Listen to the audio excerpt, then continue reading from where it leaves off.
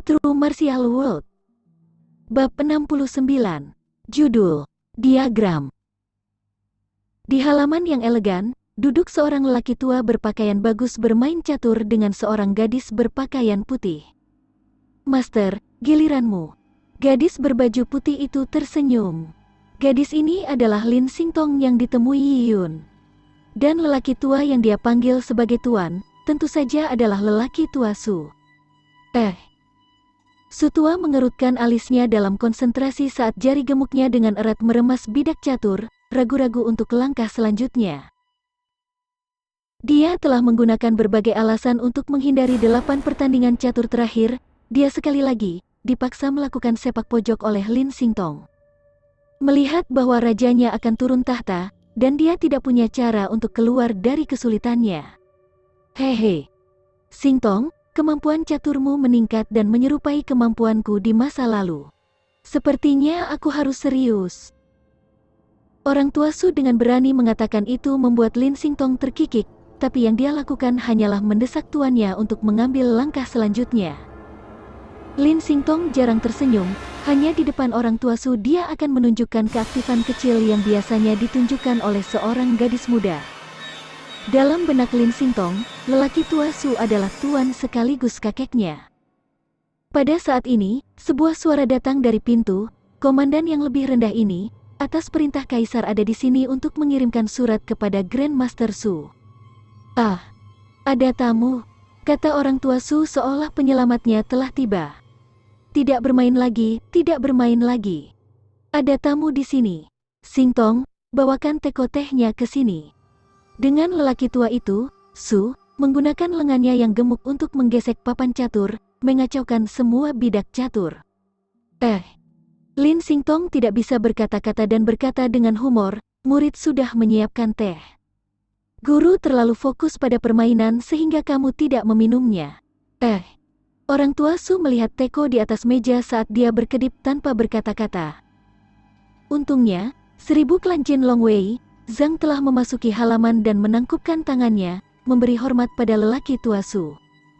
"Komandan yang lebih rendah ini, atas perintah Kaisar, ada di sini untuk mengirimkan surat kepada Grandmaster Su.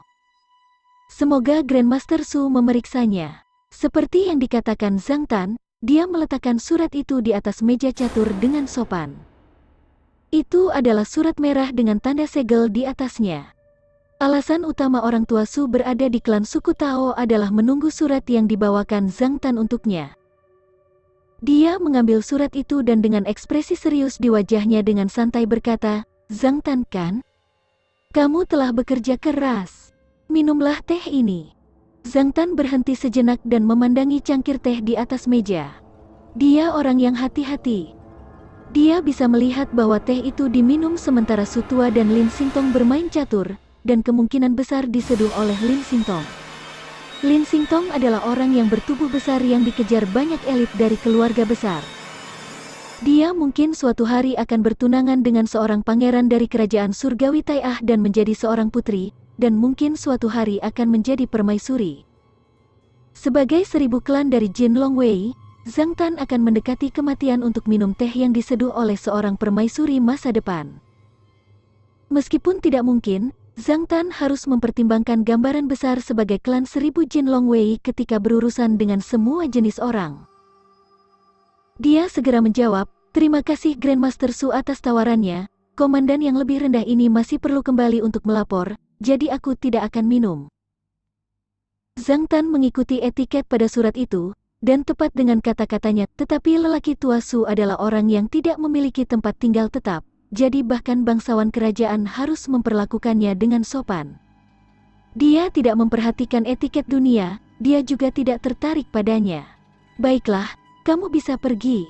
Orang tua Su melambaikan tangannya dan menunggu sampai Zhang Tan pergi. Dia merobek lilin dan dengan beberapa gerakan tangan melepaskan segelnya. Setelah itu, lelaki tua Su mengeluarkan sesuatu di dalam amplop itu. Itu bukan surat penuh teks, tapi diagram. Ketika Pak Tua Su mengeluarkan diagram, gambar hantu binatang purba muncul sebelum menghilang. Itu seperti kepulan asap. Melihat diagram ini, mata lelaki tua Su berbinar. Seolah-olah dia adalah penjaga kubah miskin yang melihat harta karun. Dia berkata pada dirinya sendiri, Cloud Wilderness ini mungkin benar-benar memiliki harta karun. Jika Markis Wenyun tidak dapat melakukannya sendiri dan membutuhkan pertolonganku, sepertinya pencarian harta kerajaan tidak sia-sia. Master, ada apa dengan diagram itu? Tanya Lin Xingtong, yang sedang merenung di samping saat dia melihat gambar hantu binatang purba yang sudah menghilang.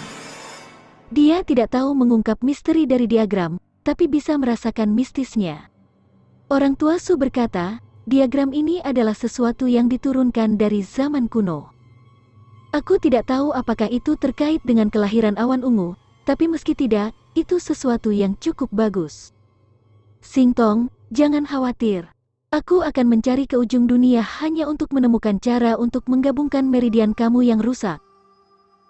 Sejak Lian Chengyu gagal menerobos ke ranah Purple Blood, klan suku Lian telah tenang.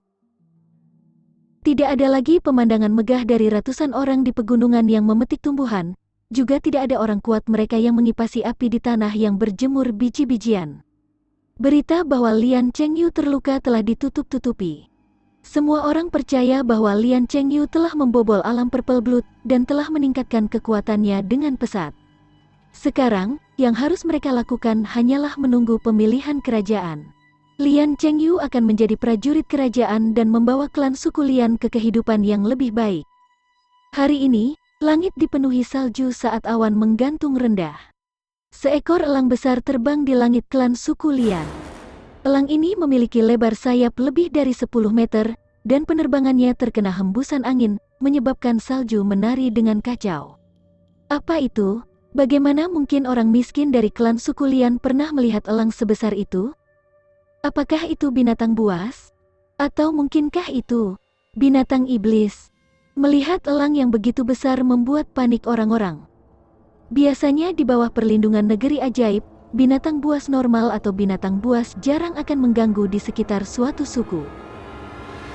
Tapi itu berada dalam kondisi tipikal, mungkin ada contoh ketika binatang buas atau binatang buas akan menyerang ke negeri ajaib yang menampung orang-orang mengakibatkan pembunuhan massal.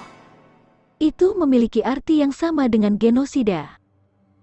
Ada banyak suku kecil di seluruh Cloud Wilderness, jadi tidak masalah jika beberapa suku kecil akan runtuh. Jika itu benar-benar serangan oleh binatang buas, itu akan menjadi tragedi bagi klan suku Lian.